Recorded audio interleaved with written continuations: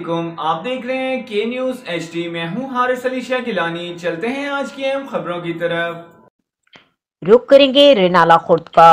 رینالہ خورد موجودہ حکومت نے پیٹرولیم مصنوعات اور ایل پی جی کی قیمتیں بڑھا کر مقامی ایک نیا طوفان برپا کر دیا ہے۔ ٹرانسپورٹر حضرات نے کرائے بھی بڑھا دیے۔ آٹا خریدنے کے لیے بھی لمبی لمبی قطاریں لگی ہوئی نظر آتی ہیں۔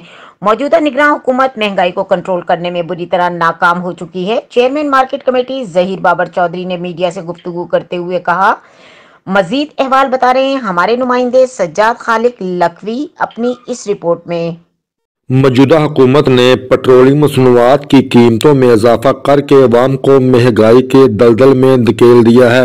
ان خیالات کا اظہار chairman market committee Zaheer Babar Chaudhry نے میڈیا سے گفتگو کرتے ہوئے ان کا کہنا ہے کہ یہ آپ جانتے ہیں کہ کل سے 35 روپے فی لیٹر تقریباً اضافہ ہو چکا ہے پیٹرول کی قیمتوں میں، جس کی وجہ سے ہر چیز کے اوپر ٹیکس لگا دیا گیا ہے۔ مہنگائی سامانوں سے باتیں کرنے لگی ہیں۔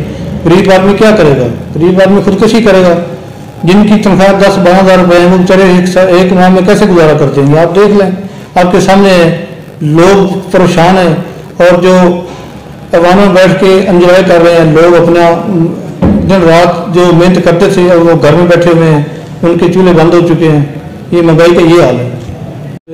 حکومت نے اقتدار سنبھالا ہے، آپ دیکھ لیں چینی آٹا دالیں کا ریٹ کہاں تک پہنچ گیا ہے۔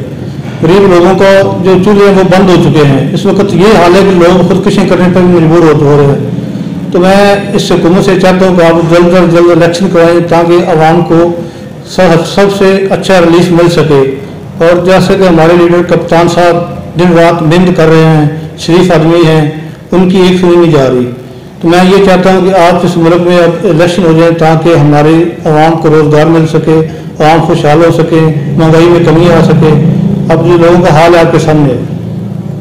مزید خبروں اور اپڈیٹس کے لیے ہمارے ساتھ رہیے گا۔ تب تک کے لیے اپنا خیال رکھیے گا۔ اللہ حافظ۔